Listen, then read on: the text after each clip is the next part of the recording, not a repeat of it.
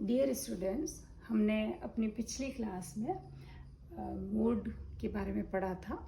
बहुलक किसे कहते हैं और किस तरीके से ज्ञात किया जाता है। पिछली क्लास में हमने व्यक्तिगत श्रेणी और खंडित श्रेणी में बहुलक कैसे ज्ञात किया जाता है ये समझा था।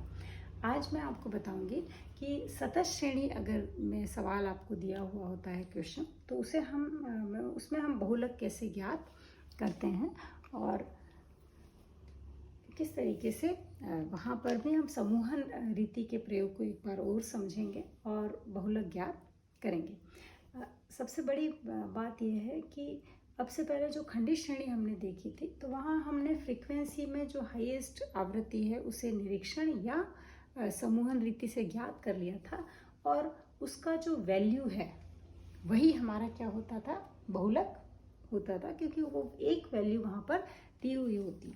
लेकिन चूंकि सतत श्रेणी में हमें पूरा का पूरा वर्ग दिया होता है, तो ऐसे में हमें बहुलक को ज्ञात करना होता है उस वर्ग में से। पर ये बात आप हमेशा ध्यान रखिए कि जो भी बहुलक होगा वो जो भी वर्ग आएगा, बहुलक वर्ग प्राप्त होगा, उस वर्ग में से ही बहुलक हमें उसी रेंज में बहुलक प्राप्त होगा।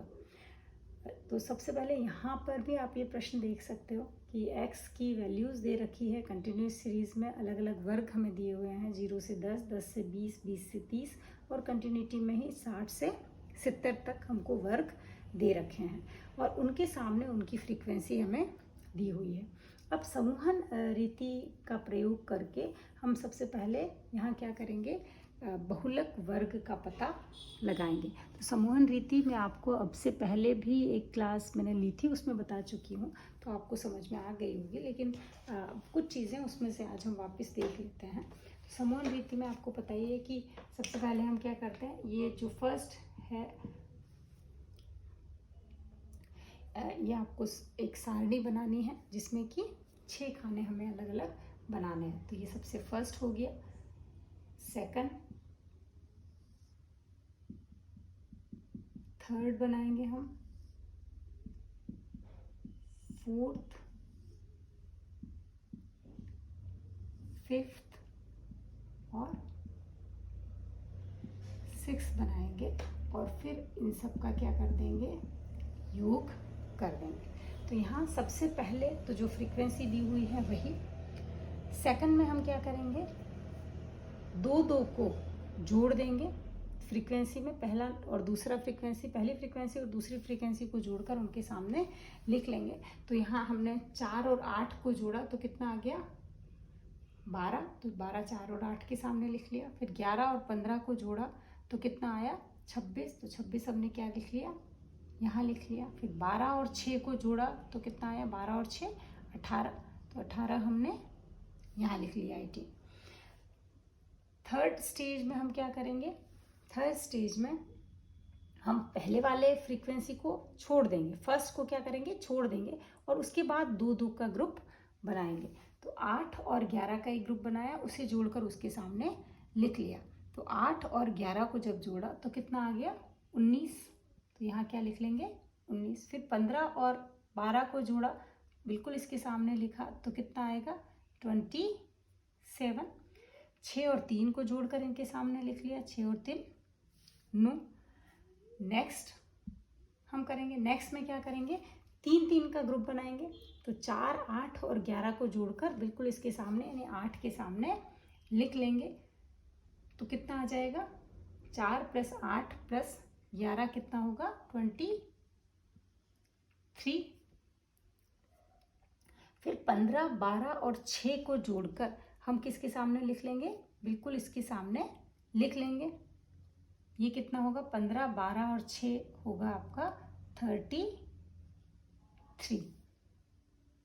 क्लियर। अब अगला वो बनाते हैं हम टेबल, उसमें पहला एक छोड़ के फिर 3 3 का ग्रुप बनाते हैं। तो पहला एक छोड़ दिया, 4 को छोड़ दिया, फिर 8 11 और 15 को जोड़कर उसके सामने लिख लेंगे। तो 8 + 11 कितना होगा, और 15, 8 11 और 15 को जोड़ा और उसके सामने हमने लिखा तो वो कितना होगा, 34।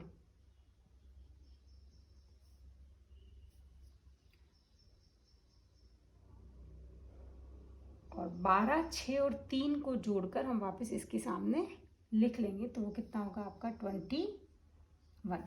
इन तीनों को जोड़कर यहाँ लिख लिया और इन तीनों को 8 से 15 को जोड़कर यहाँ लिख लिया और 12, 6 और 3 को जोड़कर हमने उसके आगे लिख लिया। नेक्स्ट कैसे बनेगा? 6 नंबर पे आपका पहले वाले 2 फ्रीक्वेंसी को क्या करेंगे? छोड़ देंगे और फिर उसके बाद 3 को ग्रुप में रखेंगे। तो 11, 15 और 12 को जोड़ देंगे तो कितना आएगा आपका 38। तो इस तरीके से ये 6 हमारे हमको खाने अलग अलग मिल गए हैं जो हमने फ्रीक्वेंसी को जोड़कर बनाए हैं। इस तरीके से जोड़ने को हम क्या कहते हैं? ग्रुपिंग मेथड कहते हैं या समूहन रीति कहते हैं। अब यहाँ योग में आपको क्या करना है? जो हाईएस्ट फ्रीक्वेंसी है उसको मार्क करना है एक तरीके से। तो यहाँ सबसे पहले सबसे फर्स्ट में देखेंगे तो फर्स्ट में हाईएस्ट कितनी है? 15। तो 15 को क्या करेंगे? एक नंबर दे देंगे एक तरीके से। नेक्स्ट सेकंड में क्या करेंगे? 26। तो 26 में, अब 26 में किसको मार्क दें? तो मार्क्स तो किसको देंगे? फ्रीक्वेंसी को ही देंगे कि सबसे हाईएस्ट क्या है। लेकिन ये 26 में देने के लिए हम ये 26 जिस फ्रीक्वेंसी को जोड़ कर आया है उस फ्रीक्वेंसी को हम एक अंक देंगे। तो यहाँ ये 11 और 15 दोनों को क्या करेंगे? एक अंक दे देंगे, एक 11 को और एक 15 को। फिर नेक्स्ट में हाईएस्ट क्या है? 27। और वो 27 किससे आया है? पहले वाली 2 को छोड़कर फिर जो 2 के हमने ग्रुप बनाए, पहले वाले को छोड़कर फिर जो हमने 2 के ग्रुप बनाए उनको जोड़कर आया है आपका नेक्स्ट 27। तो हम क्या करेंगे? 15 को भी एक देंगे और 12 को भी, 15 को और 12 को। नेक्स्ट पे आप आ जाइए 33। तो 33 किस को जोड़कर आया है? 15, 12 और 6 को जोड़कर आया है। तो हम 15, 12 और 6 तीनों को यहाँ पर एक अंक देंगे। 15 को भी एक अंक, 12 को भी एक अंक और 6 को भी एक अंक दे देंगे। नेक्स्ट आप आ जाइए इसमें 5th में क्या है? सबसे हाईएस्ट क्या है? 5th में हाईएस्ट है 34। तो 34 जिसको जोड़कर आया है उसको हम देंगे। तो 34 कैसे आया? पहले वाले को छोड़कर फिर 3 का ग्रुप बनाया तो 8, 11 और 15। फिर नेक्स्ट आया 38। 38 किस को जोड़कर आया? 11, 15 और 12 को। तो 11 को, फिर 15 को एक मार्क और 12 को एक। तो यहाँ इसका योग क्या आ गया? 1, 3, 6, 3 और 1। तो इस तरीके से यहाँ 6 चूंकि हाईएस्ट है तो ये क्या होगा? 30 से 40 वाला क्या होगा? बहुलक वर्ग होगा। अब यहाँ बहुलक नहीं मिला है हमको, क्या मिला है? बहुलक वर्ग। अखंडित श्रेणी अगर होती तो यहाँ केवल एक अंक कुछ न कुछ लिखा होता तो वो आपका क्या हो जाता? आंसर हो जाता। अब हमें आंसर निकालना है, क्यों? क्योंकि हमें पूरा का पूरा 30 से लेकर 40 का पूरा वर्ग मिला है लेकिन उत्तर तो कुछ एक होगा। तो इसके लिए हम एक सूत्र का प्रयोग करते हैं। तो सबसे पहले ये समूहन रीति आप लोगों को समझ में आ गई होगी, तो ये आपको यूज़ करनी है, ये बिल्कुल ऐसे ही लिखनी है। फिर आपको एक सूत्र है वो याद रखना है। ये समूहन रीति पहले आप कर लीजिए और उसके बाद आप क्या करिए? मूड को ज्ञात करने का सूत्र ध्यान रखिए। तो बहुत ही सिंपल मूड को ज्ञात करने का सूत्र है। बहुलक वर्ग हमें पता चल गया। बहुलक वर्ग के सामने की फ्रीक्वेंसी कितनी है? 15 है। तो z is equal to, z यानी बहुलक। मोड क्या होता है? मोड का मतलब है L1 plus F1 minus F0 upon 2 F1 minus F0 minus F2 into I। ये फॉर्मूला आपको याद रखना है। अब यहाँ पर इन सब की वैल्यू क्या क्या होगी और किस तरीके से उस वैल्यू को हम मोड में रखते हैं ये आप देखिए। तो यहाँ हमें क्या पता चल गया? ये बहुलक वर्ग है। ये हमें समूहन रीति वो आपको पहले यूज़ करनी है। समूहन रीति से ये बहुलक वर्ग हमें पता चल गया। अब बहुल L1 क्या कहते हैं आपको पता है, वर्ग की ऊपरी सीमा और निचली सीमा, तो ये क्या कहलाएगा आपका L1। 30 क्या है, L1 है, तो L1 आपका क्या है 30। ये क्या है 30 के जस्ट जो सामने वाली फ्रीक्वेंसी है उस फ्रीक्वेंसी को हम हमेशा क्या कहते हैं F1, यानी ये 15 क्या है F1, और 15 से ऊपर वाली फ्रीक्वेंसी क्या कहलाती है F0, और 15 से नीचे वाली फ्रीक्वेंसी क्या कहलाती है F2। तो यहाँ आप बिल्कुल कंफ्यूज मत होइए, ये जो F0, F1 और F2 दे रखे हैं, तो बिल्कुल जो बहुलक वर्ग आपको मिला है समूहन रीति या निरीक्षण रीति से, तो जो वर्ग मिला है उसके जस्ट सामने वाली आवृत्ति को हम कहते हैं F1, ऊपर वाला जो फ्रीक्वेंसी है उसे हम कहते हैं F0, और नीचे वाली फ्रीक्वेंसी को हम कहते हैं F2। आई का मतलब आप जानते ही हैं, क्लास इंटरवल। आई का मतलब क्या होता है L2 माइनस L1, तो जहाँ यहाँ L2 माइनस L1 कितना है 10 है ना। L2 और L1 का अंतर कितना है 10 से 20, 20 से 30, इन सब का अंतर कितना है 10 है, तो आई आपका क्या होगा 10 होगा। तो ये चीज़ें अब आप इस सूत्र में रख लीजिए। तो Z क्या हो जाएगा आपका, Z is equal to L1 आपका क्या है बहुलक वर्ग की निचली सीमा, तो ये 30 प्लस F1 कितना है यहाँ देखिए 15, तो यहाँ लिख लेंगे 15 माइनस F0 कितना है आपका 11, तो 11 लिख लिया।